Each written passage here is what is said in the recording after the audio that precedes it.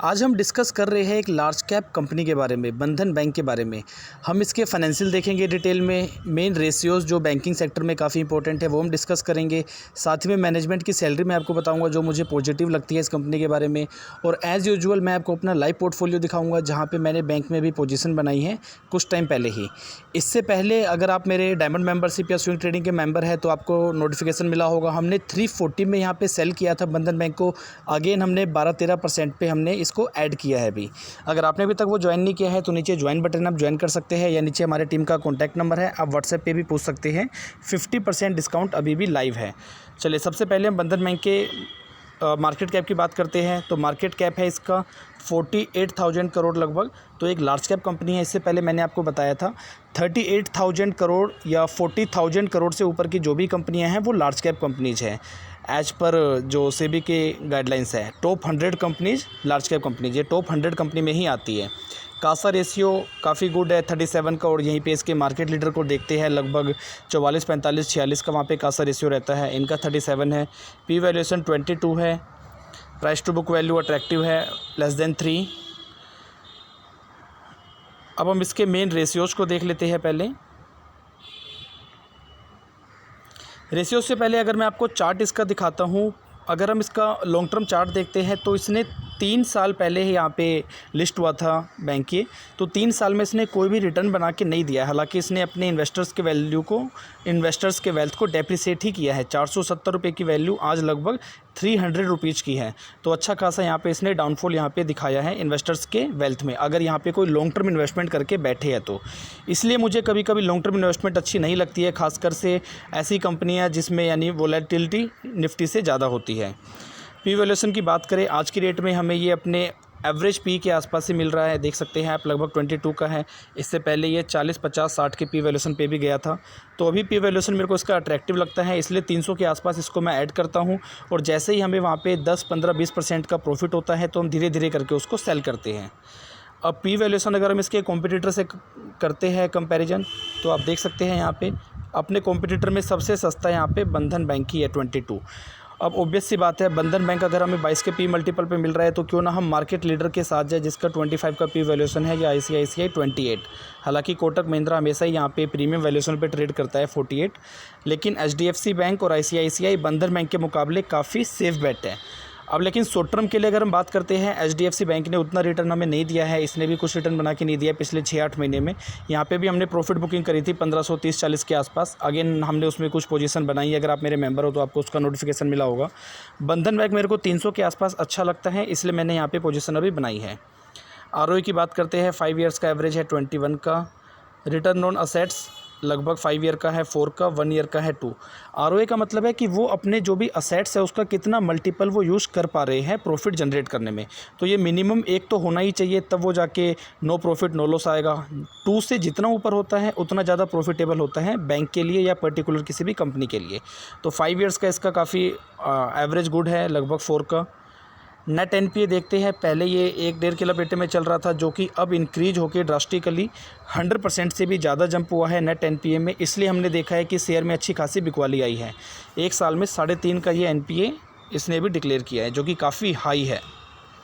Net interest margin की बात करें तो इंटरेस्ट मार्जिन इसका आप देख सकते हैं 6 और 7 के बीच में रहता है। हालांकि इनकी कॉस्ट ऑफ लायबिलिटी भी 6% की है, यानी ये 6% पे पैसा उठा के लगभग 13% पे पैसा लेंड करती है।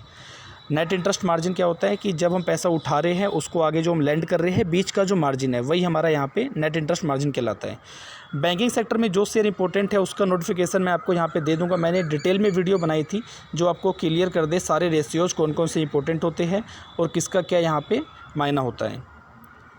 इसके बाद अगर हम CR देखते हैं, कैपिटल एडिक्वेसी रेशियो ये भी गुड है 27 समथिंग।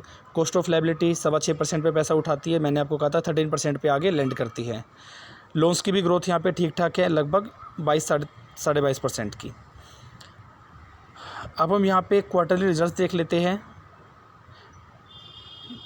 नेट प्रॉफिट की बात करते हैं तो ये काफ़ी अभी डिक्रीज हुआ है।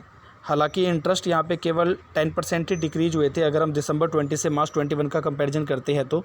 लेकिन नेट प्रॉफिट आप देख सकते हो 600 करोड़ से डिक्रीज होकर केवल 100 करोड़ ही रह गया है। इसीलिए शेयर में हमने देखा है अच्छी खासी बिकवाली अभी आई है। और इससे पहले हम देखते हैं 900 करोड़ का भी यहाँ पे नेट प्रॉफिट था तो अच्छा खासा यहाँ पे डाउन साइड हमें देखने को मिल रहा है।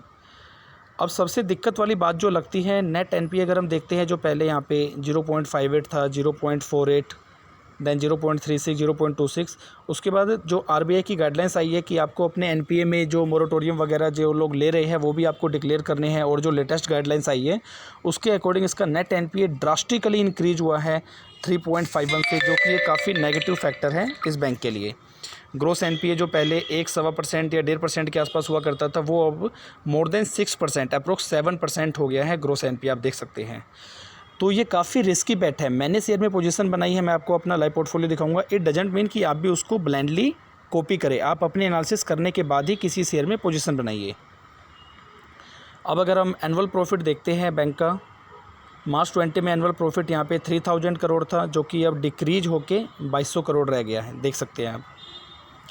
अब मैं आपको इसका शेयर होल्डिंग पैटर्न दिखा देता हूँ। वीडियो थोड़ी लंबी ज़रूर हो सकती है, क्योंकि जब तक हम यहाँ पे डिटेल में डिस्कस नहीं करेंगे 8-10 मिनट की वीडियो ज़रूर बनेगी, लेकिन आप पूरी वीडियो देखेंगे तो आपको A to Z यहाँ पे बैंक या किसी भी कंपनी के बारे में पता चलेगा। यहाँ पे एक और पॉजिटिव चीज़ मुझे क्या लगती है, क्योंकि मैं आपको हमेशा ही किसी भी शेयर के बारे में नेगेटिव पॉजिटिव दोनों चीज़ें बताता हूँ। Decision will be yours only, whether you are going with my decision और you are rejecting my decision. अब 3 साल का इसका प्रॉफिट ग्रोथ अगर देखते हैं 18% का है, और अगर सेल्स ग्रोथ देखते हैं 38% का है, लेकिन स्टॉक प्राइस ने पिछले 3 सालों में डेप्रिसिएट ही किया है हमारी वैल्यू को। तो जितना प्रॉफिट ग्रोथ होता है, जितना सेल्स ग्रोथ होता है, उसी के आसपास यहाँ पे शेयर का प्राइस इंक्रीज होना चाहिए, क्योंकि इसका यहाँ पे नेट एनपीए इंक्रीज हुआ है, इसकी वजह से शेयर में यहाँ पे बिकवाली आई है अच्छी खासे। तो ये 300 का लेवल अभी कर रहा है, अभी चल रहा है, जो कि पहले 450-500 का हुआ करता था। तो 3 साल में इसने अच्छा खासा डेप्रिसिएट ही किया है हमारी वैल्यू को। अब शेयर होल्डिंग पैटर्न हम देख लेते हैं लेटेस्ट जून 21 का। प्रमोटर की होल्डिंग एज पर गाइडलाइंस है 40%, हालांकि थोड़ा सा डिक्रीज हुआ है, नेग्लिजिबल यहाँ पे डिक्रीज है, कोई दिक्कत वाली बात नहीं है। एफआईआई लगातार अपनी होल्डिंग बढ़ा रही है, देख सकते हैं आप। डीआईआई ने लगातार अपनी पोजीशन गिराई है, और पब्लिक की पोजीशन लगभग कांस्टेंट है। अब मैं आपको अपना लाइव पोर्टफोलियो भी दिखा देता हूँ। 302 रुपये पे हमने यहाँ पे ख़रीदा है, आप देख सकते हैं। अगर ये और नीचे आता है 290 आता है, तो इसको मैं और ऐड करूँगा क्वांटिटी इंक्रीज करके। और हमने इससे पहले 340 में सेलिंग करी थी, वो भी मैं आपको दिखा देता हूँ। आप देख सकते हैं यहाँ पे 340 में हमने सेलिंग करी थी। ये बात है आज से आई थिंक 10, 15, 20 दिन पुरानी। अगर आप मेरे मेंबर हैं तो उसका नोटिफिकेशन आपको मिला होगा। तो वापस से हमने इसको डिस्काउंट में ख़रीदा है 12-13% डिस्काउंट पे। अगर और नीचे आता है 290 के आसपास, तो हमारा और कंफर्ट इसमें आएगा और हम पोजीशन ऐड करेंगे। लेकिन ये रिस्की बैट है, अगेन मैं आपको कह दूँ। अब मैं मैनेजमेंट की सैलरी बता देता हूँ। मैनेजमेंट की सैलरी ओनली है यहाँ पे 22 crore. Out of companies act की कोई सीलिंग तो नहीं है, लेकिन अगर हम बैंकिंग सेक्टर को देखते हैं, हम प्रॉफिट बिफोर टैक्स का 5% भी पकड़ते हैं, तो लगभग 150 करोड़ रुपए आता है। 150 करोड़ में से केवल मैनेजमेंट की सैलरी है 22 करोड़, जो कि अच्छा खासा यहाँ हमें कॉन्फिडेंस दिखाता है कि मैनेजमेंट यहाँ पे सैलरी कोई ज़्यादा बढ़ा के विड्रॉ नहीं कर रहे हैं। मैनेजमेंट सैलरी यहाँ पे नॉर्मल विड्रॉ कर रहे हैं, जो कि कंपनी के ग्रोथ के लिए काफ़ी पॉजिटिव साइन है।